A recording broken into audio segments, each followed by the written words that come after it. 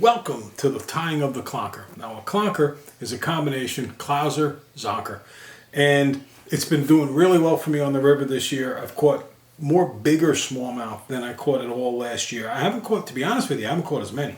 A lot more bigger ones. So that's what we want to do. If you notice, the thread right now is kind of spread out, so I twist it.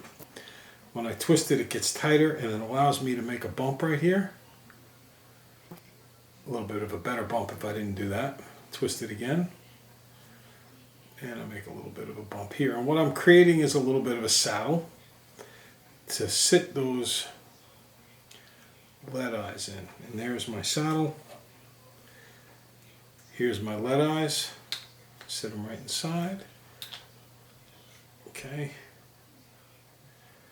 And I figure eight them 1, 2, 3. 1, 2, 3. Now I'm going to want to pull down pretty good here, and I'm going to figure eight with 2 more turns, a little bit tighter. As you can tell, they're still twisting, so they're not secured there as much as I would want them to be.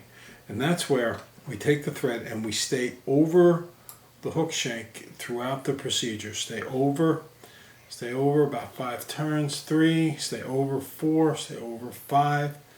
Now they're on there pretty tight, but I don't take any chances. I get out a little bit of crazy glue, and I just touch it up to wherever the threads are there, and I really want to lock them in so that those lead eyes don't twist around the shank. Okay, so that's the first thing that we have to do.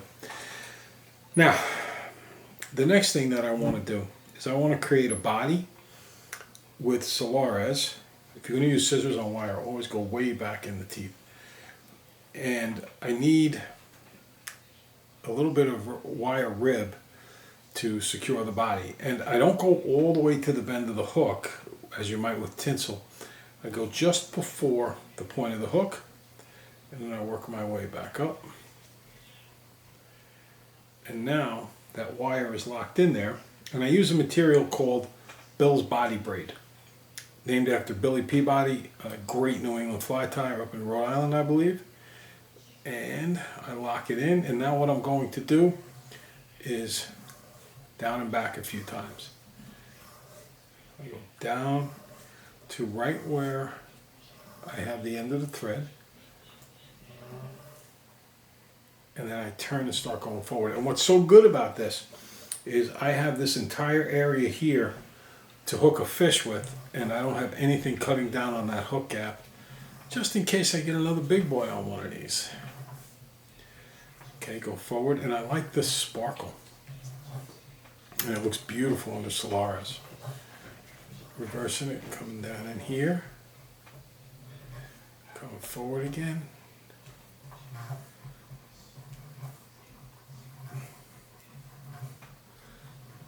And there we go. Okay, so I fattened up the body a little bit by going down and back a couple of times. And I'm kind of a nut on folding materials over whenever possible and really locking them in there. Not that it would make a difference with the Solares, because that makes this all kind of pretty indestructible. Now, I want to really give it some shine. And Solares is excellent at giving it some shine. So I use this Solares Flex formula, and I put it right on the fly. And I want a decent amount, but I don't want so much that it forms drips and runs all over the place. So I just work this with a bodkin. I find Solares is much easier to work with than epoxy. And as a guy who did a lot of saltwater fly tying on Long Island, man oh man have I used my share of epoxy. So here we go.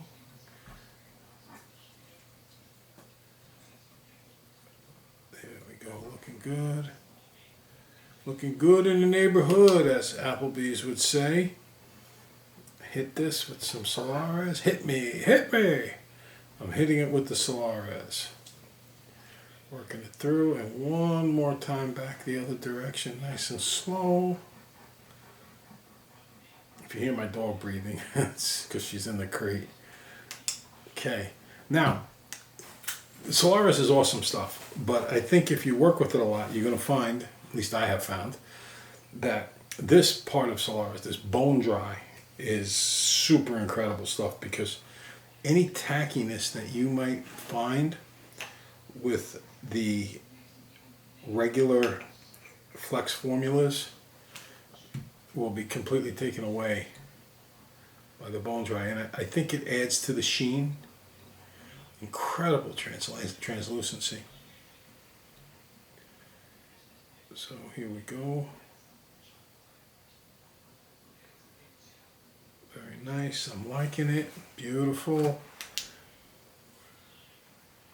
Doesn't take long for bone dry to set. Doesn't take long for any Solaris product to set. Particularly bone dry. One more time back. Perfectly. Perfect. Okay, so what do I do now? Well, at this point, I use things called barred rabbit strips. Okay? And I like to look for a nice fat one, because I'm literally going to punch the hook through the skin. So I look for one with contrast and a little bit of width in it. I wish I found these where I could cut them myself. Maybe I'll find some this year at the shows.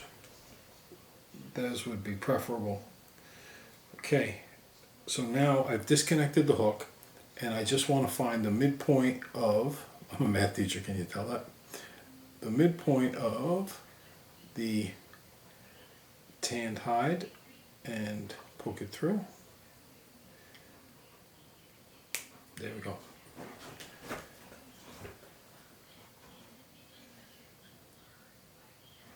Very nice. Okay.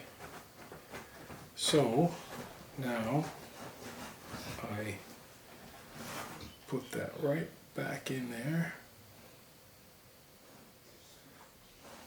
Let me just open those up a little. There we go. Xavier, you're panting. Okay. So I'm all set with my Zonker strip laying there, and what I'm going to do is I'm going to use this wire thread that I put out as a rib, working with this. So I like to use my bodkin, and I come right in here and I separate the fibers.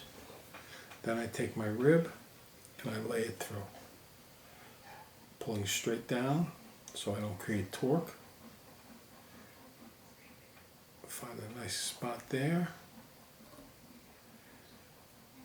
Use your fingers on the far side to tease those fibers back. Okay, then you try to make these turns as symmetric as possible. There we go.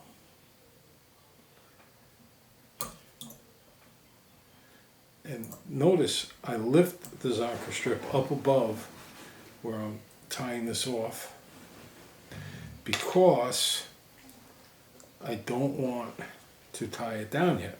We'll get to that near the end of the whole procedure. Remember, again, I said come in here only with the butts of your scissors.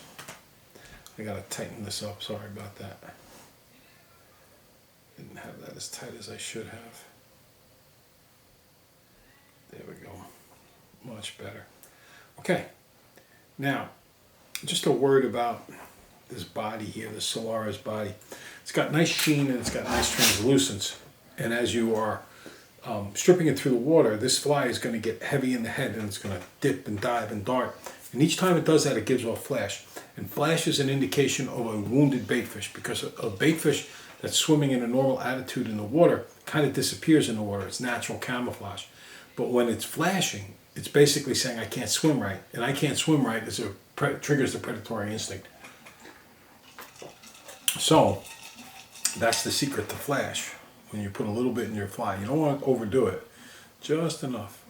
Okay, so now what I'm going to work on is the body. And what I want is I want a material that will breathe and pulse, because that allows the flashing of the Solaris over the bill's body braid to come through on the fly. So I use a product called Whiting Soft Tackle Chickaboo, and that's because if I was to use regular marabou, it's not easy to get really good quality marabou, and these patches are filled with chock full of good quality marabou. But it's the right length for most of these flies. It's not as long as, say, turkey marabou, so I can just lay it in, and it's exactly how long I want it to be. Okay, I come in here, 1, 2, and then on the other side,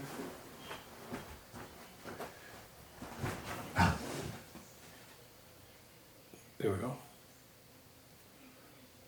Make them match just the same lengths on both sides. I don't think the fish care, but you know, we are trying to do our best here. 1, 2.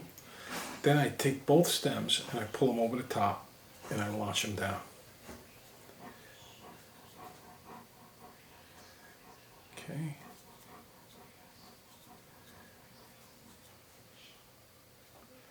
All right. Cut these back right about here. Tie them down real good. And then I'm going to switch to red thread.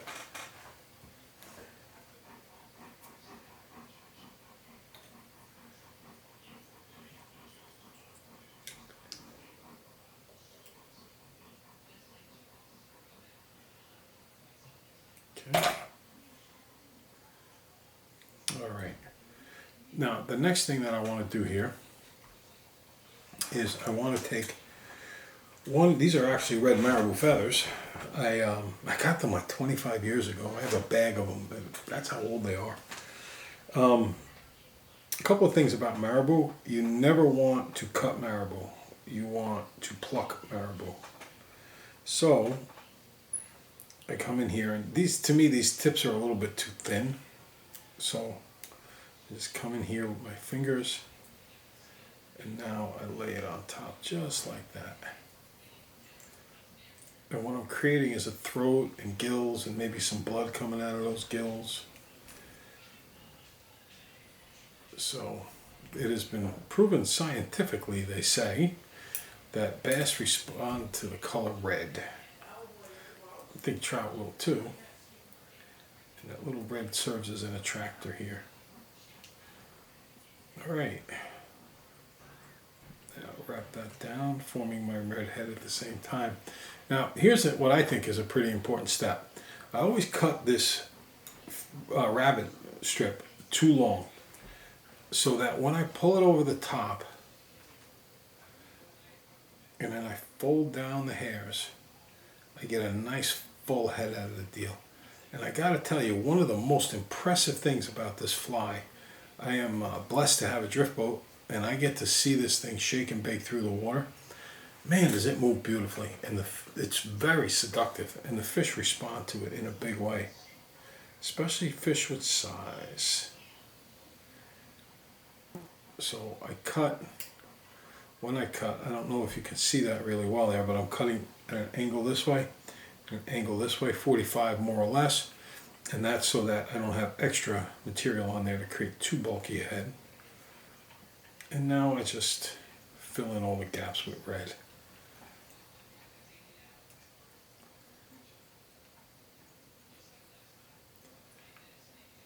Okay, almost done. Man, my eyes are tired tonight. Come on.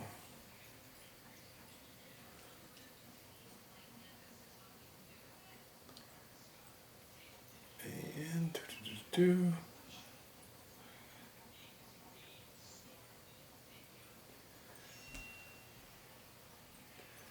all right. Oh, still one little bump of white. There we go. Okay. Let's finish off. 1, 2, 3, 4, 5. Look at that. My whip finish broke off. So I'll do it again. This is to show you how a pro handles an emergency situation as my since departed and good friend John Weaver used to say.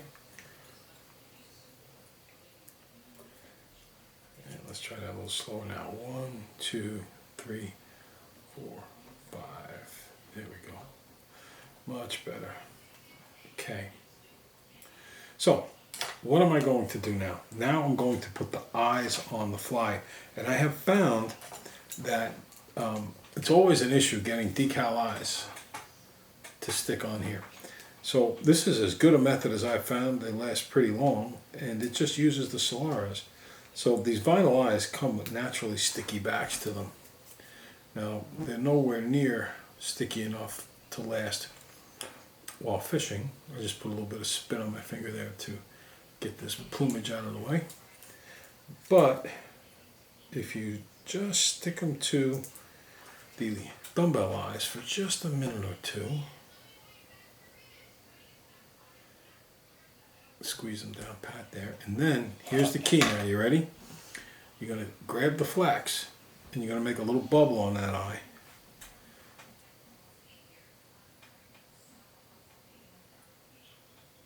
There we go. And on the other side, and you want to make sure that you spread that bubble out so that there's no area of the vinyl eye that's not covered. So there we go. And then real quick, hit it with some Solaris. 2, 3, 4, 5. 1, 2, 3, 4, 5. A little back, a little back. Good. Okay, now I'm going to put Solaris on the rest of the head, but I like to get those eyes set. All right, so I like to put a little extra here on the bottom because I want it to bleed into the dumbbell eyes, and that way it helps secure them in place. Okay, and let's tease to that eye, tease to the dumbbell eye. By raking them back into it, I help secure it just a little bit more than it would have without. That's why I like to work it with the bodkin. That's an old habit from epoxy work.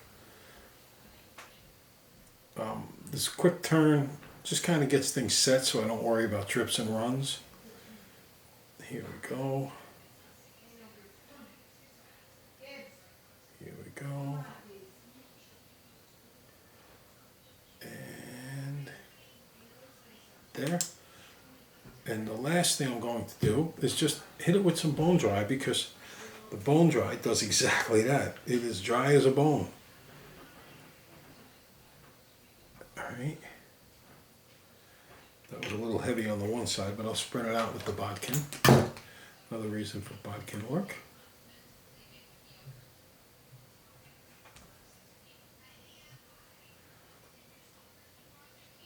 I don't mind a little bit of extra Solaris and material here because it just adds a little bit of weight, which increases in the jigging effect, and that's a big reason this fly catches fish. Is this head just jigs up and down, and that causes all of that rabbit strip to just pulse. And then if you choose to use a barred rabbit strip, you get a little bit of contrast in there. And if you use just the white, that works great too. Just scored some really nice fish on them 2 days ago.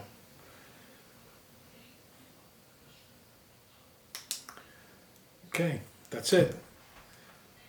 Clonker. Now I think this one's a little bit long.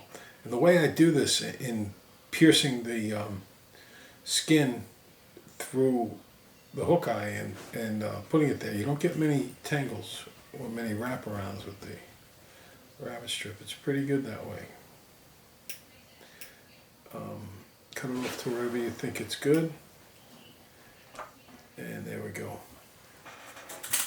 There it is, the Clonker.